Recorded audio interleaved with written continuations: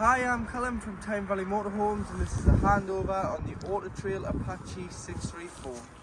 So as we start the walk round on the driver's side of the vehicle first, the first point you get to is your waste outlet. So when you're draining any water off via any plug holes, so sink, toilet, shower tray, or should I say not toilet, sink, hand basin and shower, it all comes to here. You drive over a grid on the way out of your site and there's a lever on the side and you want to drain off that water. There's no real reason for you to carry this water as it adds weight to the vehicle. Make sure in the winter that this is fully drained off so that the water doesn't freeze when we're experiencing colder temperatures. Above you've got your cassette. To open your cassette you need to use the habitation key. So your habitation key is this small key here, and it's a lockable cap. Push the two pins in on the door, and to get the cassette out, lift the orange handle. This will then slide free. You can then either carry it, or you can wheel it to your waste disposal point. And to empty, take this cap off, press this button in and tip the content of the cassette out. Once you've done that, put some water in, give it a rinse and tip out again, and then fill with chemical. 120ml of chemical, the cap's 120ml. Fill it with the chemical, green or the blue, pop it in there, and then you can push it back into the vehicle and it's good to be used. Here you've got an external shower point, so it's hot and cold water. Obviously hot, the boiler's got to be on first. Make sure the pump's on. Bullfinch connection, other end of the hose you've got a trigger gun. You hose the dogs off, the bikes, the boots. So pop that in, make sure the pump's on as you'll get a pressurised flow of water. And further back, this is your fresh water fill-up point. This is how you would fill the vehicle with water when you arrive on your site. Using the same habitation key, this is a lockable cap. So you want to push it in, and turn, pop the hose into there. So carry a hose with some hose pipe fittings, as it's mainly just a brass tap on site. You can look on the control panel and see how much water you've got on board at any one time, or you can just simply wait until it overflows and you know you've got a full tank. Hook the vehicle up with mains electric. So you get your hookup lead, lift the collar, hook the motorhome up first, and then the sight, and do it in reverse order when unhooking the vehicle, so that you're never walking around with a live lead in your hand. But when you do unhook, press the blue clip down and release the hookup lead. Underneath you do have your travel drain fresh water outlet. So to drain your fresh water off, open this up and allow it out. So that'd be if you are storing it in the winter and you want to make sure there's no water, so there's no potential of the water freezing, which is called winterizing the vehicle. Or if you've taken on any source of contaminated water, you can just undo it and allow the water out. That tap there.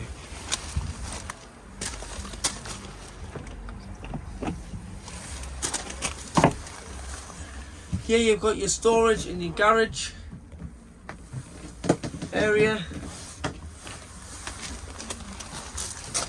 Come around the back of the vehicle, you've got your high level brake light and your rear view camera in there. Spare wheels in here, so using the habitation key you can remove the badge. Big nut behind there, that lifts off, and then you can lift the whole cover off and access the spare wheel. And you do have a tow bar on your rear bumper bar there, with electrics at the back. The electrics are 13-pin electrics just at the back of the motorhome.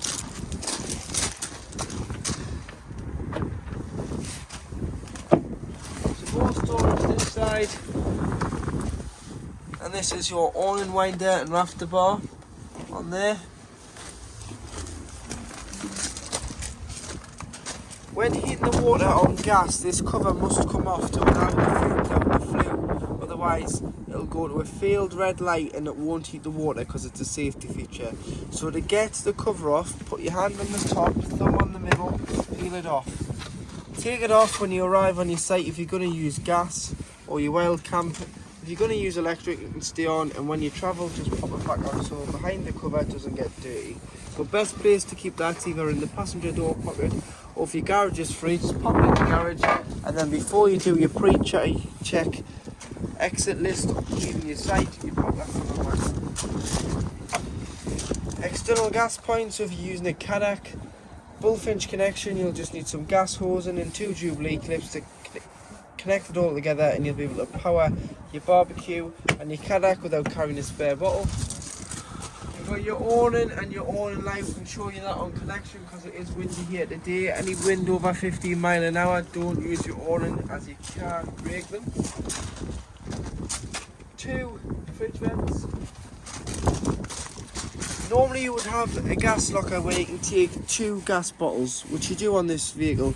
With this vehicle, the last owner fitted it with a gas tank. So the locker is just storage at the moment, but normally you would have it for your gas bottles. So to fill it up, it's here and it's called auto gas, and you go to your local LPG centre. It's a bayonet fitting. There'll be a big filler gun that goes on there and turns round and locks on, and then you pull the trigger back to pressurise the filling head. Press the button on the display of the pump until simply it won't take any more. This is when you know it's full. And getting this on the continent is a lot easier than finding a conventional colour gas bottle because there's different fittings. So that's probably why this has been fitted to the motorhome. Fill the vehicle with diesel using the main ignition key beside the passenger door. You've got a lockable diesel cap. Tyre pressures on here, so 5.5 bar front and back, which is 79.5 psi. Underneath the passenger seat you'll find a toolkit with a jack and a brace and a torn iron, so everything you need to change that wheel, and a fire extinguisher behind the seat. Underneath this panel is where your engine battery lives, so if you ever need to change it in the future, lift this panel and lift the engine battery out through the cab floor. It's not underneath the bonnet, but your bonnet release is on the side of the dashboard.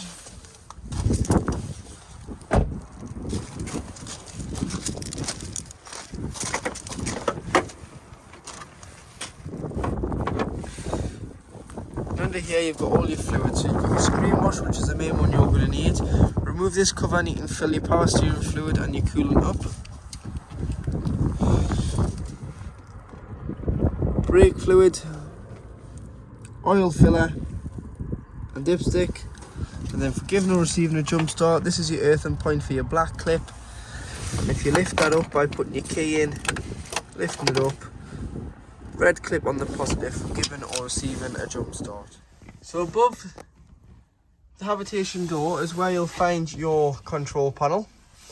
So you've got your on off button here, which will turn the 12 volt system on.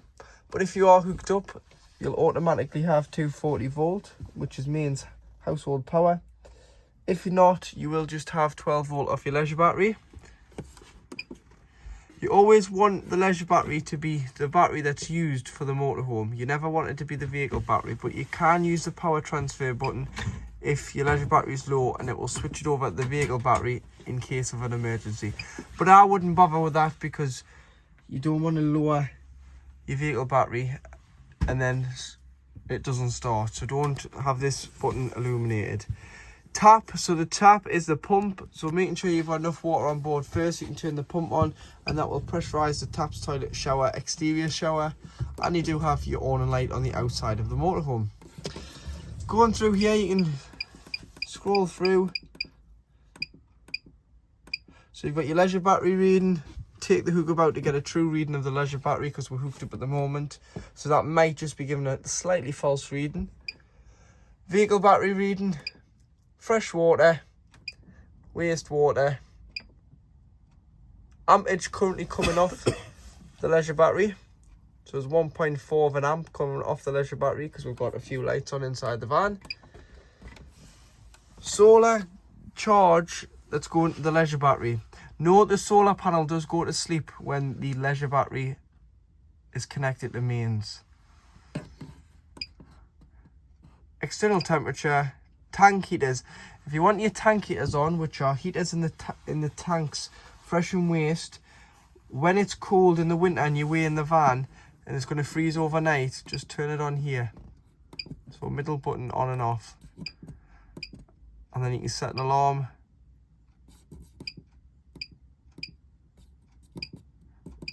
And the panel will just flash and wake you up if you've got a ferry to catch or you want to be up in the morning. You can use this as an alarm clock as well. That is your Sargent Auto Trail control panel. To operate your Ultra Heat, which is 230 volt, which is mains, how to heat the vehicle. So it's your air blown system. You've got off in the middle. You've got 2000, which is 2 kilowatts of heat on 2 kilowatts of electric. 1 to 9, 9 being equivalent to 30 degrees.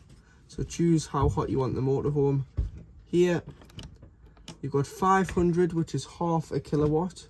So if you're on a smaller CL site abroad, you may have to use 500. You can use 2000 on most sites throughout the UK. And then sometimes if you're tripping the van, you may have to use 1000, which is 1 kilowatt. But that's how you'd heat the motorhome. So maybe 1 kilowatt abroad as well. 2000 on most camping, caravan and club sites. This one's your off on the little O. Half a kilowatt and 1000. Just depending on if you're boiling a kettle or using the microwave at the same time as having the heating on 2000, you may trip the vehicle out. So try turn it down to 5 or 1000 just when you're using that other appliance until you are finished. But that is a heating on 230. So if you're on a site on electric, that's how you'd heat your motorhome. To heat your water on gas, you need to go to your Truma boiler switch. Make sure that your cover is off the outside of the vehicle, otherwise you'll get a red light on here, which means that it's not working because the flue is blocked. But you've got two settings. You've either got 50 degrees of heating your water, off in the middle, or 70 degrees. So you can choose how hot you want your water, and this is gas if you're wild camping or you're in desperate need for water. You can have both on together. But you've got two settings of 50 or 70 degrees. If you do sometimes get a red light on, just switch it off. I know that the cover's not on, and we've got gas on board because I've showed you your other gas appliances working, so you may just have to rock the switch a few times and then you'll hear it in the background. Click. And that is your gas heating working for your hot water. So starting off with the right hand side, which is your fan on your fire. So this fan will work on gas or electric, and it's a 12 volt assisted fan. So you've got 1 to 5 on the outside, and then on the inside you've got off, you've got A, you've got M. So off convects out the front. Whether it's on gas or electric, it's going to convect out the front of the fire. A is automatic, and it'll blow it round the various parts of the van via the ducts, front, back, bathroom. So it'll circulate the heat a little bit better than convecting out the front of the fire, where it doesn't use the 12 volt fan. This is using the 12 volt fan to convect it around the van. But the thermostat inside the van will pick up when it's to temperature, and it'll cut out. And then it'll cut back in when the temperature drops. So, or you can have it on M, which is manual. And all you need to do is it's going to run until you then say it's too hot in here, let's turn the heating off or turn it down. So that's your fan, and that works on gas or on electric. So I've showed you how the electric works above the door. Now I'm going to show you how the gas works. So on the right hand side here, you've got the gas. So push, which you'd use if you are away and it's wild camping, or you're away in the winter and it's really cold, and to take the chill off the van, you may have the electric and gas on together for the first 10-15 minutes, and then turn the gas off and maintain the temperature with the electric if you're on a site, to not waste your gas. So push down and turn. Look through the little hole there. You see the flame there. Let go. You'll hear it roar, and it's engulfed, and that is your fire on gas. So this is gas, that's your fan. A, O and M. A, automatic. O, convex out the front, and M is manual. So to use your cooker, you've got your light there on your oven, but you've got your ignition. So you've got 3 gas,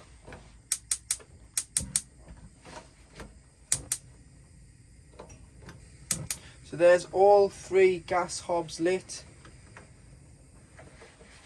One electric hot plate which indicates with the red light here, which is a 240 volt hot plate on the back. So you've got to be hooked up for that to work. And make sure everything's cold on the top before you put the glass lid down. Otherwise you can shatter the glass with the heat. Below you do have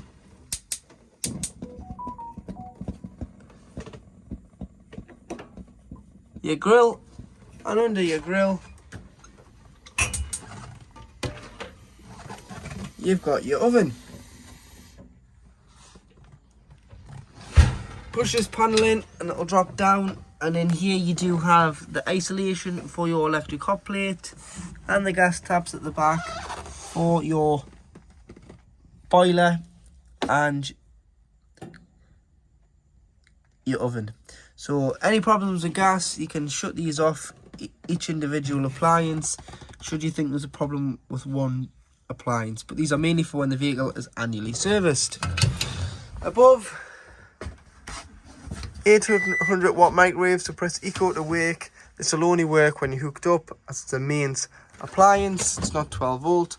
And you can find your sink cover stored underneath the microwave, which goes on there. You can go either way, there or the other way, so you've got a little bit more prep space. So to operate your Dometic fridge with freezer compartment, to turn the fridge on and off, you press this button here. So just press and hold, and that's it on, illuminated blue. Press and hold to turn it off. Mains 230 volt. So if you're on a site or if you are at home and you are pre-chilling the fridge, you'd use mains. It'll act as a household fridge, which is this one here. Then if you go wild camping where you don't have any source of electric, so you've got to use gas to chill your fridge, you'd press gas and it'll self-ignite. You'll hear it ticking in the background until it engulfs on gas. And then you do have your battery, which is a feed from the engine alternator, which maintains the temperature between moving from site to site or home to your first site if you've pre-chilled your fridge beforehand. This is no good if you haven't. Just leave it turned off until you arrive on your site. But if you have, you can put the battery setting on, and as soon as you start the engine, it'll send a 12 volt feed to the fridge and it'll act as a giant cool box until you arrive back on site and go on to gas or electric. Temperature this side, so 5 being the warmest, 5 being the coldest, sorry, 1 being the warmest. You may have to drop your temperature slightly when you put your shopping in once you've chilled it down. And then always remember to leave the door open when you're not using the fridge, as it's got an airtight rubber on there and it'll seal it, so the air is trapped in the fridge and it'll start to smell over time. Or you can press here, pull the pins out, shut the door, and it doesn't shut, so it allows a gap of air to run in and out of the fridge freezer. So underneath your bench seat behind your kitchen is the location of your boiler. So your boiler holds 10 litres, like it says there, of cold water at any one time. And as soon as you either put the switch above the door on or the switch down here, which I'll get on to in a moment, for electric of heating your water, it warms the water up. So it brings the water to around 70 degrees. But in the winter, when you're not using it and it's parked on the drive, or it's parked in the storage yard and it's sat there for a couple of months not in use, even if it's left over a weekend but we're experiencing cold temperatures, turn your tap to the up position, which will drain your boiler off. So this is your winterized tap, and when we mean winterize your vehicle, it means get rid of the water. So fresh waste boiler, leave all your taps open and run the pump for 15 seconds after you've opened the boiler to allow any water that's in the pump to drain out. Otherwise, if you leave water in the pump, sometimes you can break your pump if it freezes. So what you would do is you'd come in and you'd lift this up. So do it without the pump on. So lift this up and drain off your 10 litres of water directly out underneath your boiler. When you come to reuse it, flick it back down. But let's talk about draining it down first. So stand that back up, open all your taps within the van, open the fresh and waste outside, flick the pump on for a couple of seconds, then off. Just allows any water that sits in this filter here. But what I would also do is remove this cap. So get yourself a rag just in case it does drip, but remove the filter. The filter will hold any water in. Take that off, it means no water can sit in here. And then when you come to reuse it, put the filter on.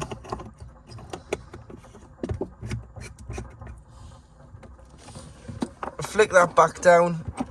Shut your fresh new waste outside and shut all your taps within inside the motorhome.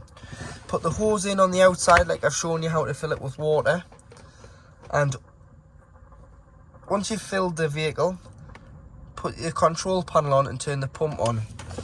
Cold side, the water just comes from the cold tap via the pump to the tap. As soon as you go to hot, it transfers the water from the tank via the pump into here. So you're going to get a lot of coughing and spluttering as it starts to fill up and pushes the air out.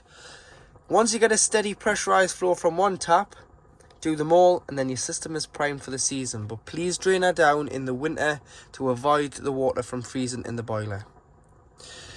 To heat the water on electric when we're down here, it's just in this, under here. There is an access panel here to get into this switch, and you've got off in the middle,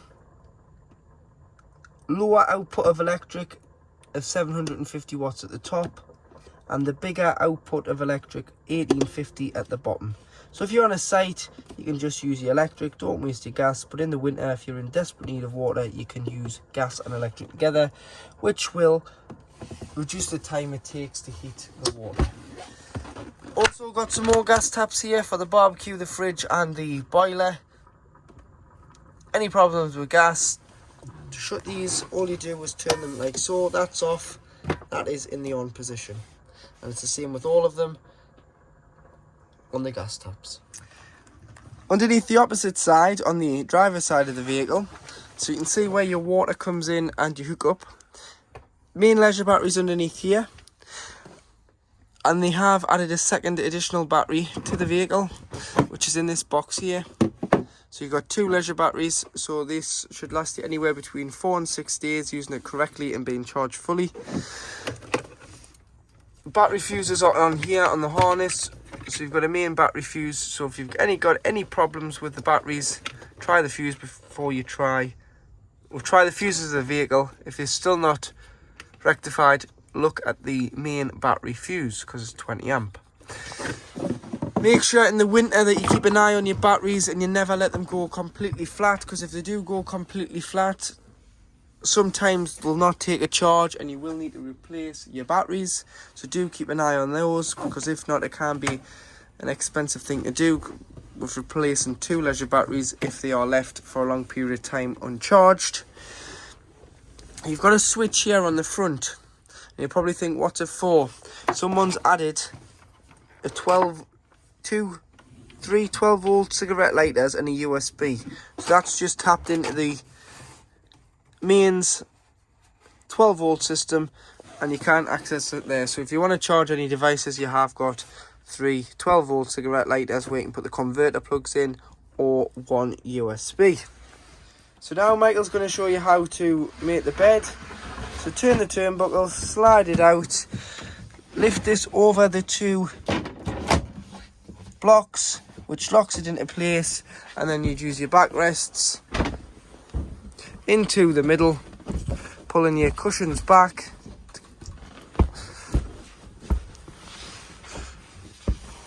And there you do have a large double bed across the width of the vehicle. You can remove the back cushions as well to give you a little bit more extra space on the bed. To view the level of your gas, use the switch here and you can see how much gas you've got in your tank. So you've got a bit of gas there, but you will need to refill your gas system when you take delivery of your vehicle. So you can go to any local LPG centre and it should go right the way around to full. So in the washroom you do have your separate shower. So these are magnetic shower trays and screens, so push them in. Hanging rail for wet coats, wet towels, leave them in there to drip dry. When you winterize, so I say leave all the taps open, also unscrew the shower head from the hose here and lie the hose down in the tray so it's got no loop in there and no water can potentially freeze in that shower tray with the tap open. Bathroom light is just on the side of the toiletry cabinet, and you've got one underneath as well. And then to operate your toilet, it's very easy. So you flush it before you use it. So put the pump on, make sure the pump's on, and you would flush the toilet. So press the blue button there, put the fan will kick in. So when it's flashing, make it go static, flush. Before you use it, you now want to open the blade. So the blade's here. Use the toilet, give it a good flush after use. If you've bought the blue and pink together, just put the pink in a spray bottle and dilute it with water. Spray the bowl, as it's a freshwater feed for your toilet. It's not a pink solution from the header tank like a Caravan. And once you've finished, always bring the blade back to closed, so that when the toilet indicates it's full with 3 green lights under here, it can be pulled straight out the side of the van and emptied. If that was to be left open, you'll not get the cassette out the side of the van as the mechanism is engaged. In the bottom of your wardrobe, you'll find the location of your Sargent power supply unit.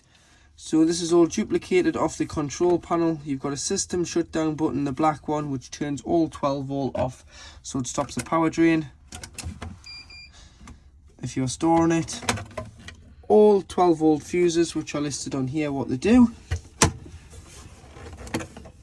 and your trip tester and your RCD. So if you trip the vehicle out, try here before you try your main site.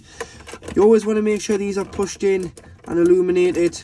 Leave them as they are. They'll only illuminate on electric, as it's a charger for charging your leisure battery and the engine battery when hooked up.